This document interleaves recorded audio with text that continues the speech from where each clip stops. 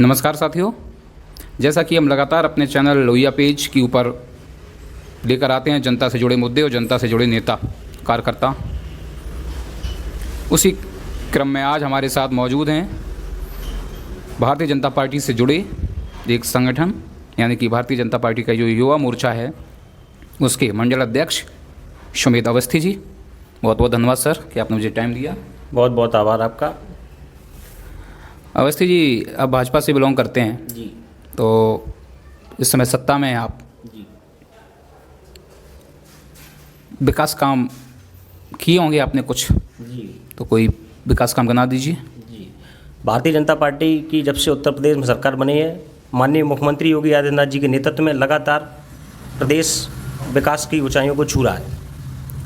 Bharatiya Janata party की सरकार बनने के बाद उत्तर प्रदेश से गुंडे माफिया या तो प्रदेश छोड़कर चले गए हैं या उन्होंने अपने आचरण में बदलाव कर लिया है।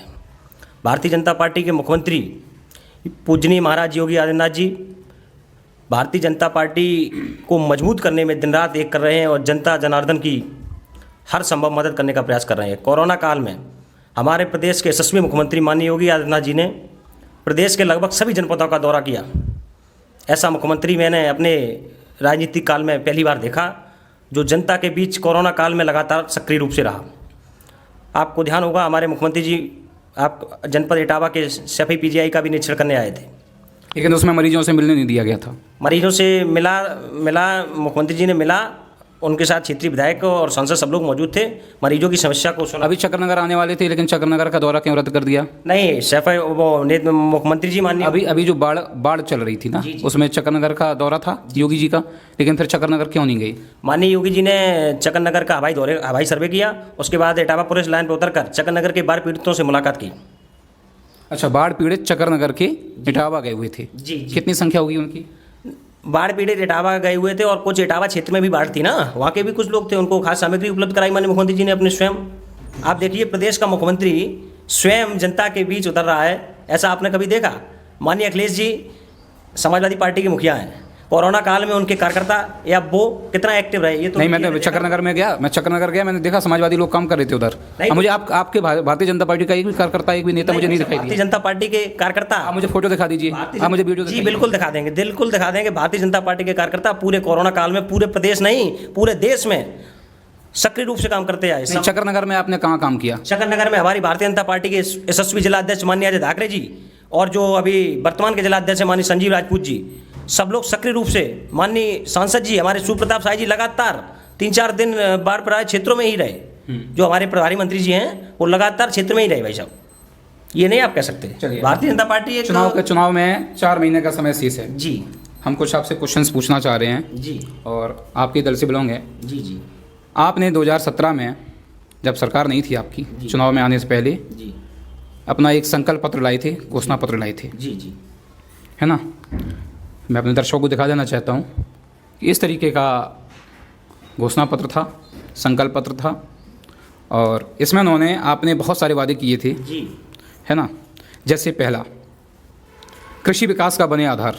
जी। तो किसान आंदोलन चल रहा है, यही आधार बनाया आपने? नहीं, किसानों के लिए हमारी सरकार बहुत कुछ किया है। क्या किया? हमारी सरकार ने सबसे पहले तो देश के यशस्वी प्रधानमंत्री माननीय मोदी जी ने किसानों के खाते में सम्मान निधि भेजने का कार्य किया। विपक्षी भ्रम फैला, लेकिन एक तरफ आपने बीज का, खाद का मूल्य बढ़ा दिया, डीएपी का मूल्य बढ़ा दिया। भाई साहब, एक जमाने में किसान को खाद उपलब्ध नहीं होती थी, आज किसानों को खाद लेने में कोई समस्या नहीं आ रही है।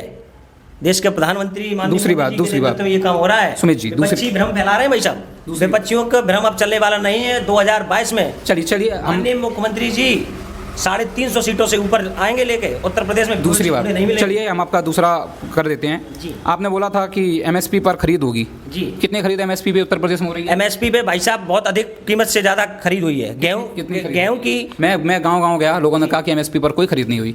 भाई साहब, एमएसपी पे खरीद हुई है, केवल समाजवादी लोग भ्रम फैला रहे हैं। एमएसपी पे इतनी खरीद हुई, यानी कि जो आप मतलब आपका कहने का मतलब है कि जो एमएसपी पे जिसकी खरीद नहीं हुई वो समाजवादी हो गया? नहीं, विपक्षी लोगों के पास कोई मुद्दा ही नहीं बचा। 5 साल में इतना विकास किया माननीय मोदी जी। आपका अगला पॉइंट था जी, ना गुंडाराज ना भ्रष्टाचार। मेरी बात सुनिए पहले आप। 69,000 शिक्षक भर्ती में जी घोटाला हुआ, चंद्रमा यादव मास्टरमाइंड निकला जी। हाँ, बड़े बड़े मंत्रियों तक तार जोड़े गए। जी जी उससे पहले 68,500 की भर्ती आई, जी। उसमें तो कॉपियां तक जला दी गई बच्चों की। जी, मैं आपको उसका जवाब ये भ्रष्टाचार नहीं क्या? जी, मैं आपको उसका जवाब, माननीय मुख्यमंत्री योगी आदित्यनाथ जी ने जो भ्रष्टाचार हुआ है उसकी उचित जांच किया। क्या जांच हुई? क्या जांच हुई? जांच 68,500 चली भाई साहब, सीबीआई जांच 68,500 में जी। जो कॉपियां बच्चों की जला दी गई और बच्चों का रिजल्ट कुछ निकला, उन्होंने जब दोबारा अपना चेक करवाया कुछ और निकला, तीसरी बार करवाया कुछ और निकला। इस तरीके की स्वच्छता व्यवस्था आपकी रहेगी? जितने भी अधिकारी कर्मचारी ने गड़बड़ी की है उनके खिलाफ क्या कार्रवाई होगी? 2 साल हो गया उस भर्ती को, 2 साल हो गए उस भर्ती को, 2 साल हो गए उस भर्ती को। किसको आपने जेल करवा दिया? किस अधिकारी को जेल करवा दिया? माननीय मुख्यमंत्री जी का लगातार डंडा जारी है, कार्रवाई चल रही है। उत्तर प्रदेश से गुंडे माफिया लगातार फरार हो रहे हैं। चलिए, आपका अगला पॉइंट था हर युवा को मिलेगा रोजगार। जी। कितने लोगों को रोजगार दे दिया? भाई साहब, लगभग मेरे नज़र में तो 4.5 से 5 लाख लोगों को रोजगार मिला है उत्तर प्रदेश सरकार में। पिछली साल बहुत कोरोना काल में योगी जी ने बहुत बड़ा कार्यक्रम किया था, करोड़ों रोजगार बांट दिए थे, उत्तर प्रदेश को स्मार्ट सिटी का दर्जा मिल गया था। जी। क्या आपको लगता है कि उत्तर प्रदेश स्मार्ट बन गया? बिल्कुल स्मार्ट सिटी बन गया भाई साहब। समाजवादी सरकार में गुंडों की वजह से देश और प्रदेश से लोग आते नहीं थे। माननीय मुख्यमंत्री जी के सफल नेतृत्व में कितने लोग आ गए? कितना इन्वेस्टमेंट आ गया? सफल नेतृत्व में आप ये बताइए कितनी परियोजनाएं आपने चालू कर दी? लगभग सब परियोजनाएं भारतीय जनता पार्टी की हैं। मेट्रो आपकी है कि अखिलेश जी की है? मेट्रो हमारी, देखिए मेट्रो ऐसा है ना कि मेट्रो हमारी है, उसका रीजन बता दें। बताइए। सब पुरानी सरकार होती है तो वो एक अपनी कार्य योजना तैयार करती है, ठीक है ना। जब सरकार नहीं, मैं ये पूछ रहा हूँ, मेट्रो का निर्माण अखिलेश जी के समय में हो गया था जी, या फिर शुभारंभ आपने ही किया है? नहीं, लखनऊ मेट्रो का निर्माण अखिलेश जी के समय में हुआ था। मैं यही पूछ रहा हूँ। हाँ, वो उसका काम जारी था, उसका पूरा इटावा का लॉन्च सफारी किसके नेतृत्व में बना है? इटावा का लॉन्च सफारी माननीय अखिलेश जी की देन है, उसमें कोई दोहराई नहीं। Police line signature building Lucknow की जी किसकी देन है? वो समाजवादी लोगों की देन है। यमुना एक्सप्रेस वे किसकी देन है? यमुना एक्सप्रेस वे तो अभी अधूरा था, वो अभी काम चल रहा था, उस पर पूरा हुआ अभी। अच्छा जी, और हमारी सरकार ने तो कई एक्सप्रेस अच्छा, चलिए अब हम लोग अगली बात करते हैं। जी। आपने बोला था शिक्षा क्षेत्र में गुणवत्ता विस्तार। जी, शिक्षा क्षेत्र में बिल्कुल गुणवत्ता विस्तार हुआ। नकल माफिया फरार। क्या नकल माफिया? नकल माफिया बिना पेपर के ही बच्चों को पास करवा दिया आपने तो। कोरोना काल में भाई साहब क्या करते, मजबूरी थी ना। उत्तर प्रदेश में एक जमाने में गुंडा राज, माफिया राज, नकल माफिया हावी थे। इसमें नकल माफिया बंद हो गई। नो 69,000 68,000 भर्ती में नकल नहीं हुई बिल्कुल। 68,500 की भर्ती बिल्कुल स्वच्छता से होगी। नो, हाई स्कूल इंटर की परीक्षाओं में है। अच्छा, मतलब छोटे लेवल पे आप स्वच्छता करेंगे, बड़े लेवल पे भ्रष्टाचार होने दो। देखो भाई साहब, कर्मचारी अधिकारी अभी भारतीय जनता पार्टी की 5 साल सरकार में जितने सुधरे हैं, हाँ। और आने वाले समय में, यानी कि कर्मचारी अभी आप नियंत्रण नहीं कर पाए। कर्मचारी अगली सरकार में नियंत्रण बिल्कुल हो जाएंगे। अभी नियंत्रण में नहीं आई। अभी नियंत्रण नहीं आए, इसलिए नहीं आए क्योंकि उनकी हैबिट खराब थी ना। पिछली सरकारों में हैबिट खराब पड़ गई थी। चलिए, एक चीज, मुख्यमंत्री जी बहुत प्रयास कर रहे हैं। चलिए गरीबी से मुक्त का सपना साकार जी। क्या किया? प्रधानमंत्री आवास, आप देख लीजिए। लोहिया आवास भी मिले थे अखिलेश जी के में। लोहिया आपके आवास में आपने ऋण दिया है जी? नहीं, नो, उसमें लिखा है, आपके संकल्प पत्र में लिखा है कि नो 2.5 लाख रुपए दिया है। आप पता कर लीजिए हमारे मोहल्ले में चल के साहब, किसी को भी।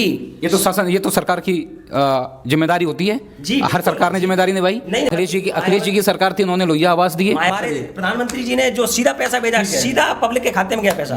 चलिए, और ये तो आपका शपथ पत्र था जी। इसमें आपने एक चीज और लगाई थी जी। वो था, अभी हम आपको बात कर रहे हैं उसी चीज को लेकर, जी। हर हाथ को काम का अधिकार। जी। अगले 5 साल में 17 लाख रोजगार एवं स्वरोजगार के अवसर पैदा किए जाएंगे। जी।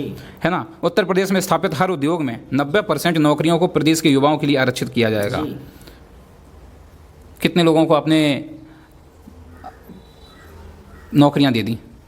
लगभग 4.5 लाख से 5 लाख लोगों को नौकरियां मिली आपने हैं। तो बोला था कि 70 लाख रोजगार एवं स्वरोजगार के अवसर उत्पन्न करेंगे। 2 साल से तो भाई साहब कोई काम ही नहीं हो रहा है, ये आप भी जानते हैं। कोरोना काल में 2 साल तो ऐसे ही बर्बाद हो गए हमारी सरकार के। जी।